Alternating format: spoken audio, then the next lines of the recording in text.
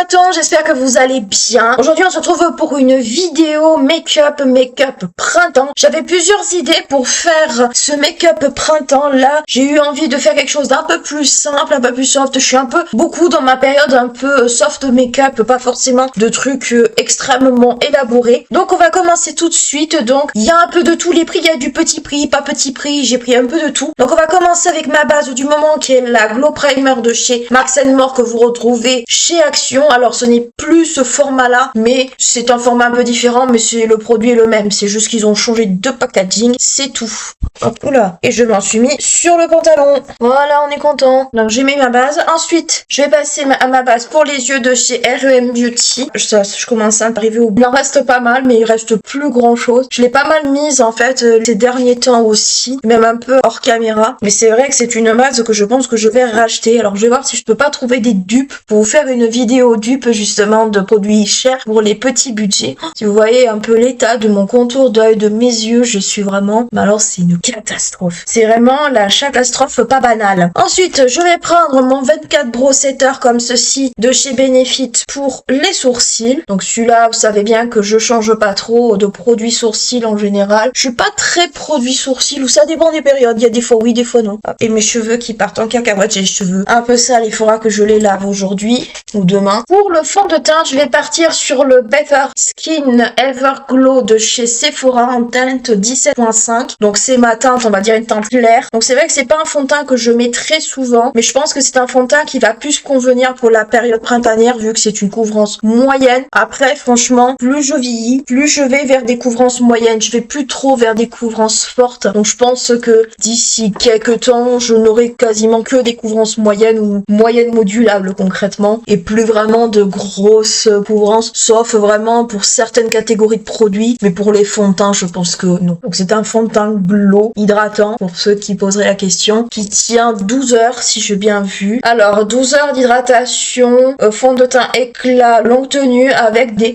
prébiotiques. Après c'est un fond de teint qui est un peu épais quand même. Pour la texture, c'est pas du tout un fond de teint fluide. Ensuite, pour continuer, je vais prendre mon Born in Sway. Alors oui, c'est quelque chose qui est très couvrant, mais en même temps, vu ce que je me trimballe au niveau des yeux, ces derniers temps, j'ai été malade. Donc en fait, je pense qu'un peu de couvrance au niveau des yeux, ça fera pas de mal. Voilà. J'avais quelques rougeurs, des boutons, mais ils sont partis. Je prends un spray. Donc c'est le The Professional Super Setter. Et je fais ma petite technique. Comme autant où c'était Jackie Neal qui le faisait. Rappelez-vous, j'avais fait, je reproduis la routine de Jackie Neal. Bah c'est un des rares trucs que j'ai gardé de cette vidéo. Pas dire que c'est le seul. Et c'était une Primark, je vois le Stitch. Elle est complètement foutue, elle est trop vieille. Elle était rose à la base, maintenant elle est complètement jaune. Enfin, Pour la poudre, alors, pour la poudre, on va en prendre deux. On va prendre la Blur It pour le contour des yeux et la Fenty pour le reste du teint. Mais avant de passer à ça, on va se mettre un petit coup d'highlighter coloré. Donc là, moi je vais prendre le Rare Beauty qui est en teinte Mesmeraude. Vous savez, c'est le gros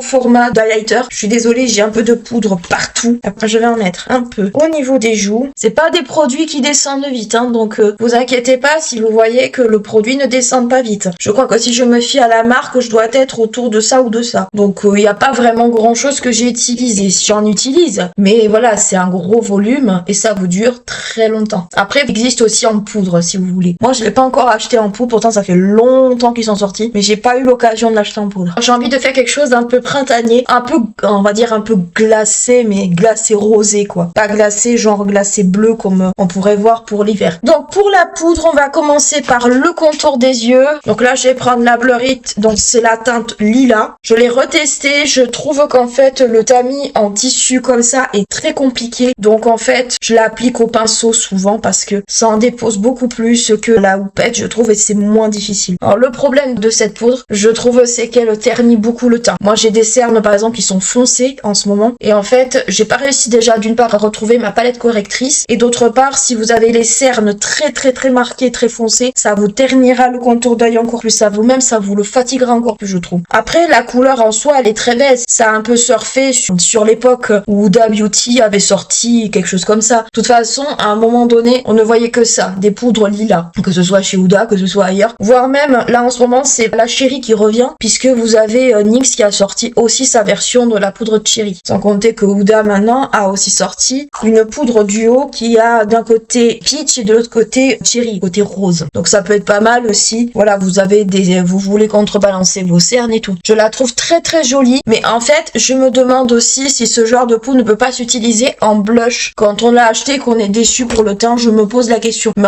là, j'ai vu que Huda, elle avait sorti une poudre verte. En ce moment, j'applique beaucoup la poudre pinceau parce que je préfère. Bon, normalement, c'est pas ce qui est très conseillé, mais c'est pas grave. Pour la poudre verte, normalement, le vert, c'est pour corriger tout ce qui est rougeur. Mais je me demande aussi, cette poudre, on ne peut pas la mélanger à d'autres. Je pense que on peut faire le même système avec cette poudre. Dites-moi ce que vous en pensez en commentaire pour ceux qui l'ont acheté ou qui envisagent de l'acheter ou qui n'ont pas vu l'info. Elle s'appelle matcha quelque chose en fait. Et c'est vrai qu'elle est couleur matcha pour le coup. Mais je pense qu'en fait, cette poudre, on peut la mélanger. On peut la mélanger avec d'autres. Je pense que c'est un peu pareil pour ces poudres colorées. Quand on sait pas trop les maîtriser ou quand on veut pas les perdre, peut-être il serait ingénieux de les mélanger avec d'autres poudres, justement pour vous éviter ça. Un peu pour le même idée que la Prisme Libre de chez Givenchy, qui pour le coup est une poudre où il y a 4 coloris. Là, je pense que ça pourrait être aussi pas mal de faire exactement pareil. Ça pourrait être pas mal, ça vous éviterait de perdre votre argent. Alors oui, ça vous oblige à avoir 2 poudres de couleurs différentes, mais au moins vous rentabilisez. Vous rentabilisez et puis surtout vous pouvez dire ajuster le grammage en fonction de. Donc là, la poudre pour l'instant, elle est pas moche en violet tel quel, mais voilà, c'est une poudre que je trouve qui peut vite fatiguer le contour de l'œil. Encore parce que j'en ai mis beaucoup, encore ça peut aller, et puis au pinceau, elle s'applique pas trop mal. Mais je pense que l'idée de la mélanger à d'autres poudres, ça pourrait être pas mal pour ne pas la perforer, j'essaye. À l'occasion, j'essayerai, je vous en reparlerai. Pour les sourcils, je vais rester sur le Gimme Brow Plus, comme ceci, en teinte 3. Je trouve qu'il fait parfaitement l'affaire, il n'y a pas besoin d'avoir un gros truc pour ça. Voilà ce que ça donne avec le Gimme Brow Plus. Donc moi, c'est le tout petit que j'ai, mais il existe en grand. Pour les yeux, alors pour les yeux, franchement, je vais faire quelque chose de ultra soft, parce que j'ai envie un peu de faire cette ambiance un peu japonaise. Donc pour ça, je vais prendre un R.E.M. Beauty comme ceci. Donc ça, c'est un fard à paupières liquide. La teinte, c'est, si j'arrive à la lire, c'est Lab Coat. Donc il est blanc avec petites paillettes dorées, roses, un peu ce genre de truc. Donc c'est pas quelque chose que j'utilise très souvent, mais pour une fois, j'avais envie de changer. Je me disais que ça pourrait être pas mal. Donc je vais l'appliquer directement sur la paupière. Les reflets sont vraiment trop jolis. Ça va être juste en subtilité. Qu'après, c'est quelque chose qu'il faut travailler quand même un peu. C'est beau de le poser, mais il faut quand même le travailler un peu. Fard à paupières avant qui sèche. Le genre de produit qu'il faut travailler vite. Le gros inconvénient de ce genre de produit, c'est qu'il faut vite les travailler. Sinon, ils deviennent vite patchy.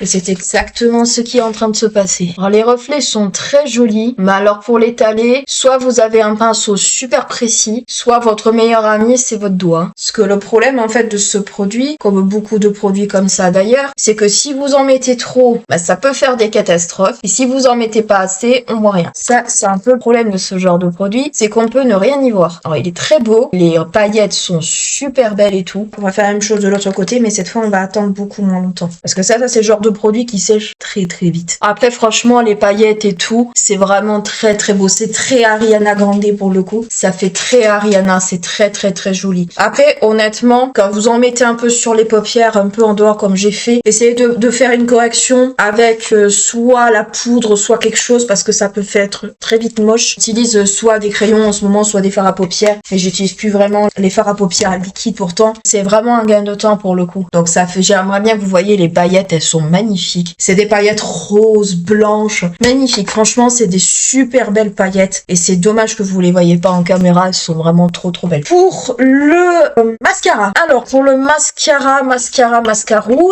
on va aller vers un Rare Beauty. Donc ça, c'est le mascara habituel que vous connaissez. J'aimerais bien le terminer, celui-là. Mais pour l'instant, je l'ai toujours. Donc on va aller vers celui-là. Après, c'est pas mon préféré. Il y en a beaucoup qui l'apprécient. Il est bien, mais comme j'ai toujours dit, il est sans plus. Il y a des mascaras qui sont nettement mieux que celui-là et qui, des fois, même pour moins cher, je trouve. Donc vous voyez, c'est rapide, c'est facile. Il y a rien de plus. Ça fait très joli. Vous pouvez mettre ça avec une petite robe un peu blanche ou bien rose clair, un peu poudré. Moi, j'aime bien. Pour le rouge à lèvres. Alors, le rouge à lèvres, on va faire du simple au plus simple parce que on n'est pas là pour se prendre la tête. Je vais prendre mon rouge à lèvres de Yves Rocher que je tiens à finir. Vous pouvez prendre un autre rouge. Si vous voulez quelque chose de beaucoup plus récent, vous avez celui-ci, un des derniers. Je sais les sérums mat quelque chose de chez Maybelline. Ils sont très très bien ceux-là. Je vous montre la couleur. C'est vraiment une très jolie couleur. Je l'aime beaucoup. Franchement, je suis amoureuse de ce rouge à lèvres et franchement, si vous voulez un petit budget, ils sont très très très très bien.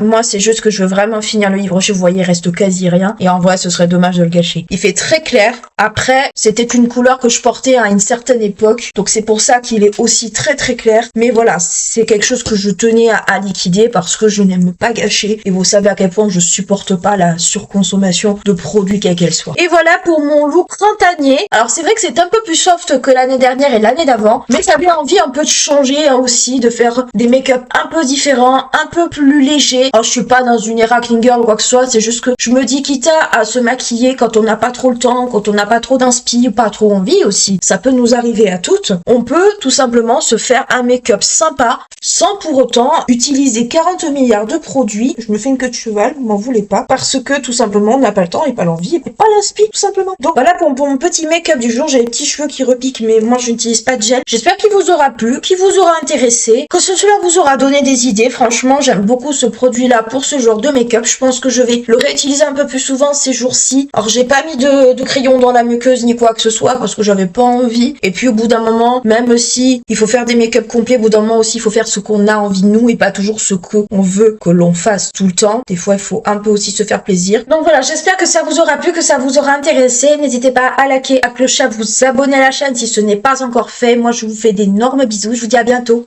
Ciao.